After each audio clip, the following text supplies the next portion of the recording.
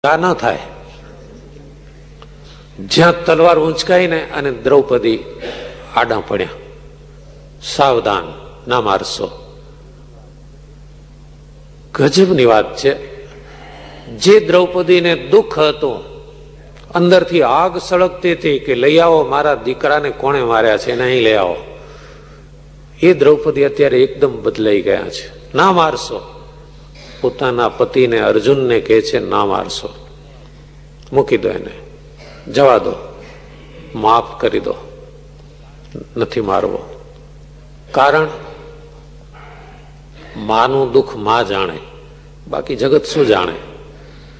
મારા 5 દીકરા ગયા છે ને, તો હું માં છું, તો મને ખબર પડે છે કે દીકરાના મૃત્યુનું દુઃખ માને કેવું હોય. અત્યારે આ ધરતી ઉપર મારા જેવું કોણ દુઃખી હશે? મા તરીકે હું બહુ દુઃખી છું. તમે અસ્વસ્થાવાને મારશો તો એક બીજી મા દુઃખી થવાની. એમને એકનો એક દીકરો છે, એનું મૃત્યુ થશે એટલે એ મા રડવા માંડશે.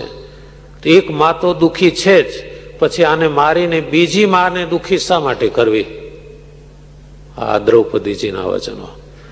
દ્વારિકાધીશ દ્રૌપદીજીની સામે જોઈ રહ્યા. ઓહો, ધન્ય છે તમારી ક્ષમાને, ધન્ય છે તમારી ઉદારતાને, ધન્ય છે તમારી સહિષ્ણુતાને. ઉંચકાયેલી તરવાર એમને એમ તો મ્યાન ન થઈ. અસ્વસ્થાવાના માથે ચોટલી હતી ને, ઘસીને કાપી નાખી. શાસ્ત્રમાં એમ લખ્યું છે, બ્રાહ્મણની ચોટલી કાપો એટલે એના મોત બરોબર કહેવાય. અને બ્રાહ્મણ સિવાયનાની ચોટલી કાપીએ તો ક્યાં સુધીનું ગણાય એ હજુ કઈ ચોખવટ છે નહીં. પણ બ્રાહ્મણની ચોટલી જો જાય તો એનું મોત થયું એમ માની લેવાનું. એટલે અર્જુને એ કામ કર્યું, એની ચોટલી ઉડાવી દીધી, એને માર્યા બરોબર કરી અને જવા દીધો. સ્વામિનારાયણ ભગવાન અત્યારે યાદ કરે છે કે સીતાજી અને દ્રૌપદી જેવી કોઈ સ્ત્રી માત્રમાં સ્ત્રી નથી. ભગવાન કે છે અમારો સ્વભાવ દયાળુ છે. શ્રીજી મહારાજ સ્વમુખે કે છે, પણ દયાળુ છે સ્વભાવ અમારો, પણ કોઈ ભગવાનના ભક્તનો દ્રોહી હોય તો એનો અભાવ આવે છે, એના ઉપર રીસ ચડે છે. હરિભક્તનો દ્રોહી હોય અને એનું જો કોઈ ઘસાતું બોલતો હોય તો હું જો સાંભળું ને તો એ માણસ સાથે બોલવાની ઈચ્છા કરું તો અમારે એની સાથે બોલવાનું મન જ ના થાય. અને ભગવાનના ભક્તની કોઈ સેવા ચાકરી કરતો હોય એના ઉપર અમે બહુ રાજી થઈએ છીએ. અને અમારી પ્રકૃતિ એવી છે, થોડી વાતમાં રાજી નથી થઈ જતા અને થોડી વાતમાં કુરાજી પણ નથી થતા. ઘણાની ટેવ હોય છે, ખબર છે? એક કેળું લાવીને મૂકે એટલે ઓહો 57 આશીર્વાદ આપી દે. અને જો કેળું સડેલું નીકળ્યું તો બધા આશીર્વાદ પાછા ખેંચી લે, વાર જ ના લાગે. સ્વામિનારાયણ ભગવાન કહે છે એ પ્રકૃતિ અમારી નથી.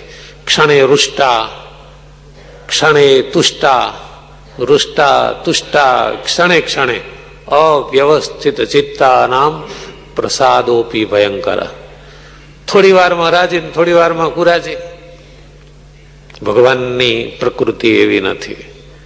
કોઈનામાં સદગુણ દેખે, સેવા ભાવ દેખે, શ્રીજી મહારાજ એના ઉપર રાજી થાય.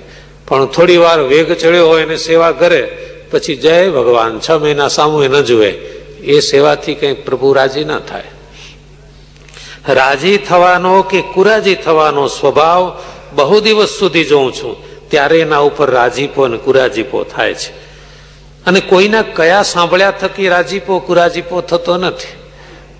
કોઈ આવીને કે આ ભાઈ તો આવા છે ને આ ભાઈ તો બહુ ખરાબ છે ને, એ કોઈના કહેવાથી એના ઉપર કોઈ નિર્ણય નહીં લેવાનો. કોઈ તો કે એને ન બનતું હોય તો કહી જાય કે એ ખરાબ છે. કોઈ એવી રીતે વખાણ કરે.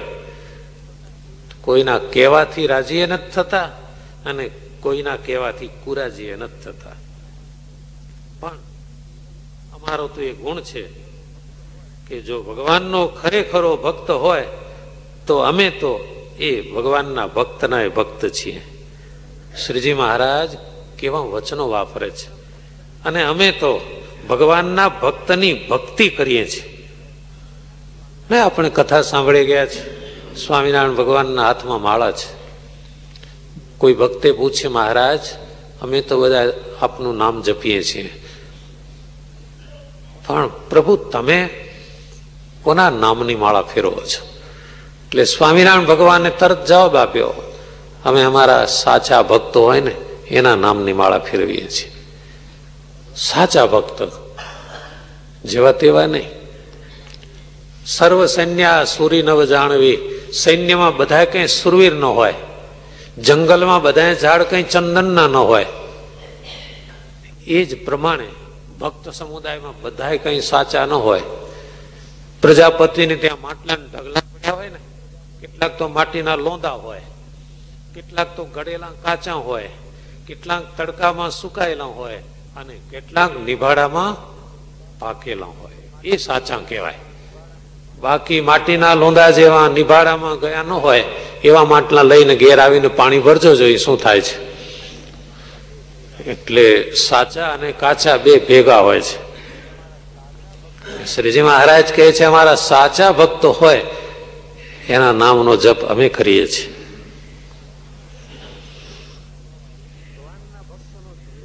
અને ભગવાનના ભક્તનો જેને જેને અભાવ આવ્યો, એ ગમે એવા મોટા હતા છતાં એનું પતન થયું છે.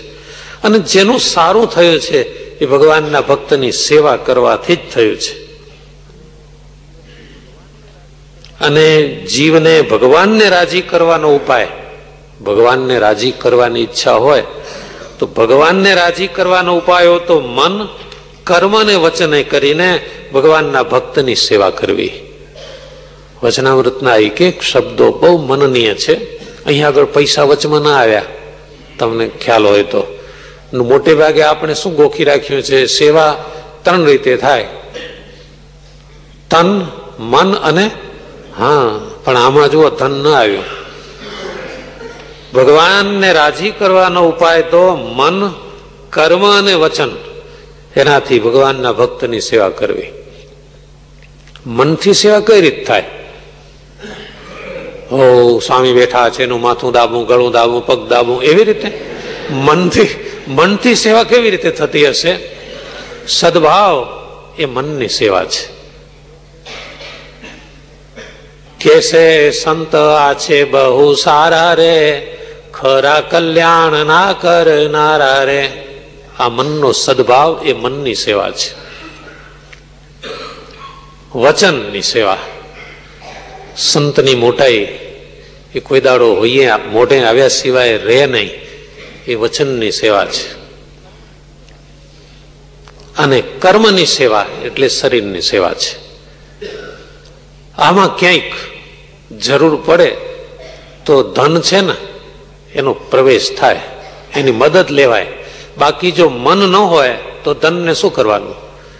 હા, મારી તો ઈચ્છા નહોતી, પણ અમારા પાડોશી ભાઈ છે ને બહુ પાકા છે, એને કહ્યું એટલે મેં 101 લખાવ્યા. હોય ભગવાન, પૈસા પડી ગયા તો. એટલે મન વગરનું ધન એ સેવામાં કામ નથી લાગતું. જેનું મન હોય એ પછી 5 રૂપિયા આપ્યા હોય ને તો એ સેવા ગણાય છે. એમાં શ્રીજી મહારાજે એટલા માટે જ લખ્યું કે મન, કર્મ, વચને ભક્તની સેવા કરવી એ જ ભગવાનને રાજી કર્યાનો ઉપાય છે. અને આવી રીતે જો ભક્તનો સંગ મળે તો ભગવાનથી અનંત વર્ષ સુધી છેટે રહીએ તોય કોઈ શોક ના થાય. સર્વ શાસ્ત્રનો આ સાર છે અને એ વાત તમે સમજી રાખજો. સ્વામિનારાયણ ભગવાન આ વચનામૃતના સમાપનમાં એક શબ્દ વાપરે છે. શ્રીજી મહારાજ કહે છે, સાંભળજો, પૂર્વે જે મોક્ષને પામી ગયા હશે, હવે જેનો જેનો મોક્ષ થશે અને અત્યારે મોક્ષના માર્ગે જે ચાલે છે એ બધાના માટે આ વાર્તા જીવન દોરી રૂપ છે. જીવન દોરી, લાઈફ લાઈન. જે દોરી કપાતા જ જેનું મૃત્યુ થઈ જાય, એટલે જીવન દોરી આ વાર્તા છે. ભગવાનના ભક્તની સેવા કરવી.